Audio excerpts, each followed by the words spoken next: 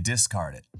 Before we dive too far into how Scorn is actually going to be a good thing for discard, this is going to be a challenge in deck building. Allow me to explain why.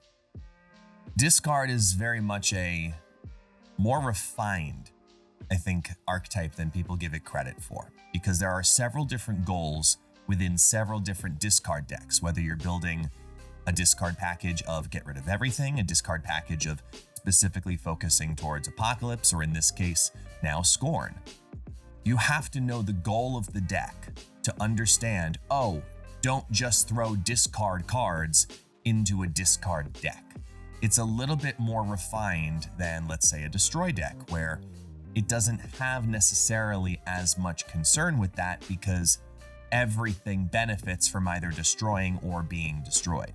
In discard, it's a little bit more refined because you have to know exactly what you're discarding, how many of those things you have to discard, how often are you discarding it, and then how does the power get distributed because of said discards. So when we look through these lists, I want you to remember that if you're going to build a deck, before we start getting the questions of, oh, I don't have blank, what's the substitute for blank? I'm going to first ask you to please reconsider, what is not the card you need to substitute, but what is the goal of the card you need to substitute, right?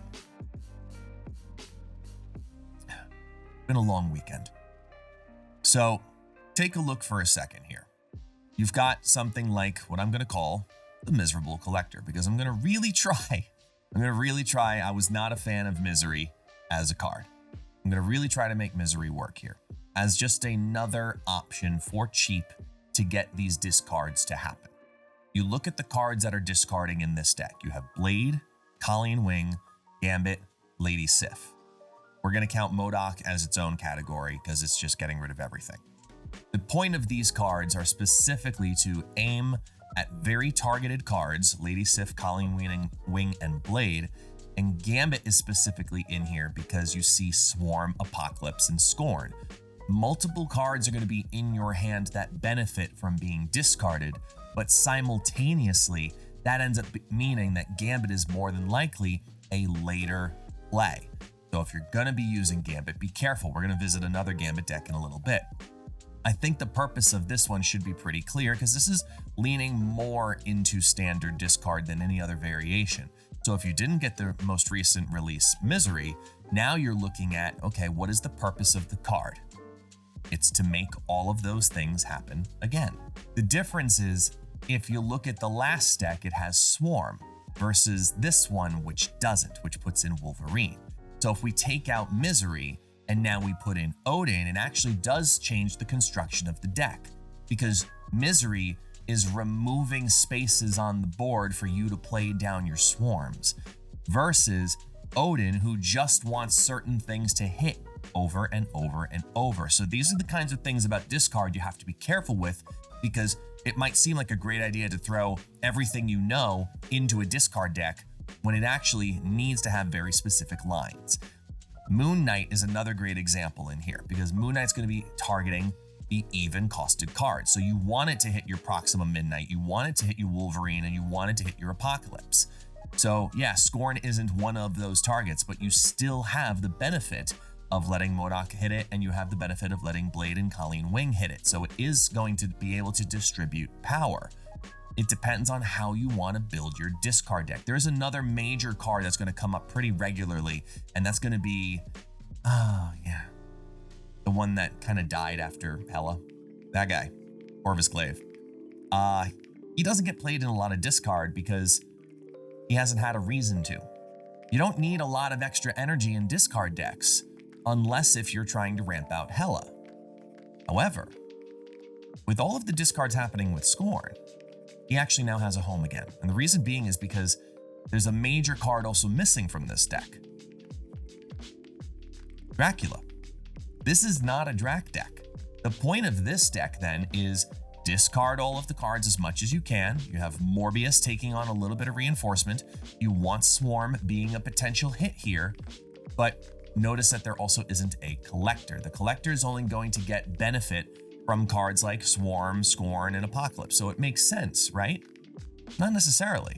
In this deck, it's about getting the cards on the board rather than gaining the power because they come back into your hand. This one is about playing Apocalypse and playing Scorn because of the synergy of Corvus Glaive. You end up with that 7 energy going into turn 6. So be very careful when you throw in certain cards into certain decks, because as much as it might benefit in certain aspects, are you hurting the purpose of your discard deck? This is what Scorn is presenting as a deck building challenge that I don't think people are registering quite yet, and I hope this video starts to explain that a little bit further. I mentioned Gambit earlier, for example, with the Forbidden One, Exodia. Listen, Exodia decks are a lot of fun. Everybody who knows what an Exodia deck is, it's just win by playing one card in one specific place and eliminate everything your opponent potentially has. So how do you make that work with Scorn? Well, you don't need Apocalypse, number one. Number two, it is distributing power by using Scorn to come down, come back, come down, come back. But if you're going to put Scorn in, is that the only thing you need to do to make this deck work? This is where the Collector comes back into play, but with Swarm. It now wants those duplicates to come back into the hand as you play your discard ultimate final card of Gambit, to not only remove all of your opponent's cards, but to start reinforcing your own. So if it hits Scorn, that's great. It's going to give +2 power to one place. If it hits the Swarm, great also. It gives +2 power specifically to the Collector. So you have to look at where is the power being distributed early on if you're going to play the Collector in one lane, and then later on do your build of if you have to go the Invisible Woman line, if you're going to need to play Magic in a lane because of a dead location that's not going to benefit you. You need to then start constructing elsewise. There was one other cheeky variation of this that I'm going to present to you, and I want the community to try to figure out the best way to do it. I was thinking about Heimdall in this. You know why? Because we have that fun little synergy of hide it behind Invisible Woman, play Heimdall on 6, slide out only Invisible Woman because unrevealed cards will then reveal but not move.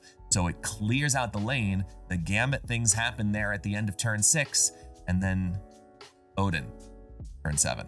So moving out of the realm of what we'll call the standard discard lists, how can we spin this a little bit further? And the new version of Zabu at 1/2 does open up some importance on some of these 4-costed cards like Moon Girl.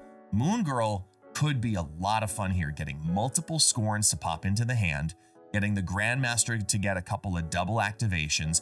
You do want to play Dracula here because those Scorns will be the cards that remain in your hand, and you want to figure out what's going to be the best card to discard and gain that power.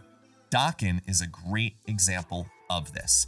Dakin is a card you want to play down on turn 3, hold the Muramasa Shard as long as possible, and then get him to do his double up by discarding the Muramasa Shard. The reason you want that is because you want the effect potentially of Scorn to then hit the Dakin, so he goes to 3/6 or 3/8, so that way that final discard happens, then it's doubled of those later numbers.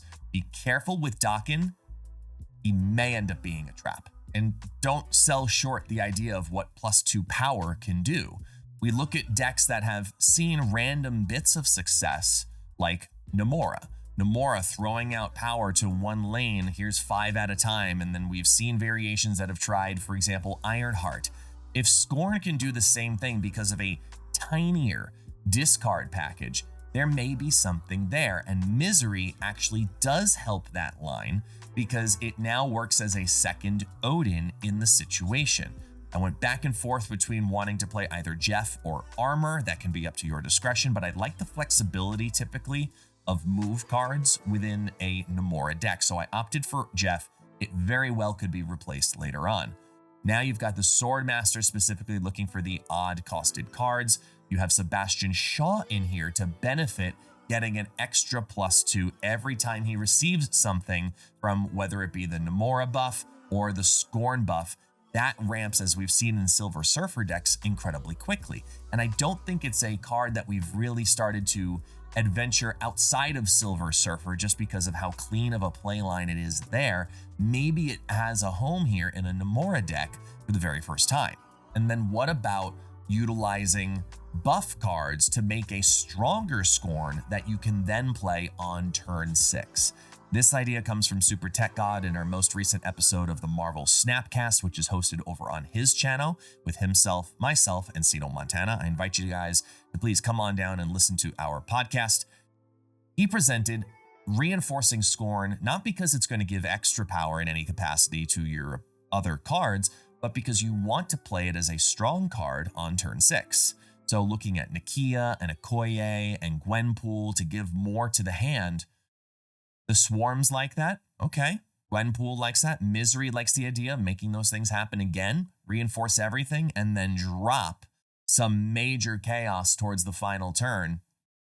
Get the Collector to ramp up if you want to. I think this actually may have a nice little mini bounce style buff package with Beast and Gwenpool, and there's some cool stuff in here. I was really trying to squeeze in Grandmaster, but I don't think the coffee's kicked in enough yet. I said it in the beginning. Scorn is a discard card. It's a card that you want to repeatedly discard over and over and over again, and then have it in Singularity come back. We've only had Apocalypse be able to do that. And now at a 1 cost, this does open up a very unique possibility for the discard archetype. It does open up the idea that you don't need to have Apocalypse to take advantage of it. So we've seen from the variety of different decks that sometimes the package is about ramping the other cards like Morbius and the Collector. Sometimes it's about duplicating as many cards into your hand as possible like Moon Girl and Swarm.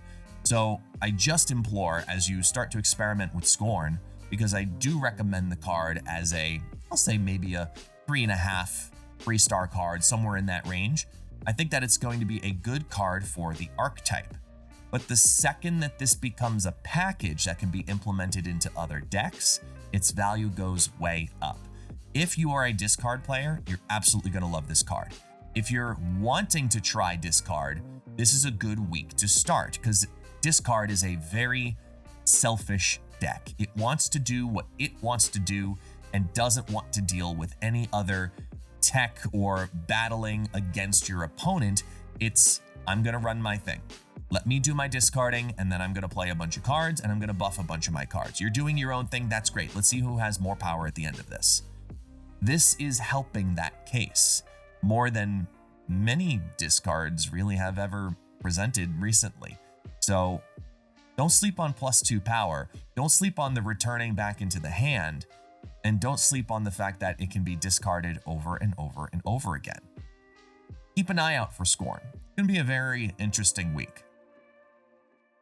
Should you get it? I already told you that part. If not, go ahead and rewind. But I think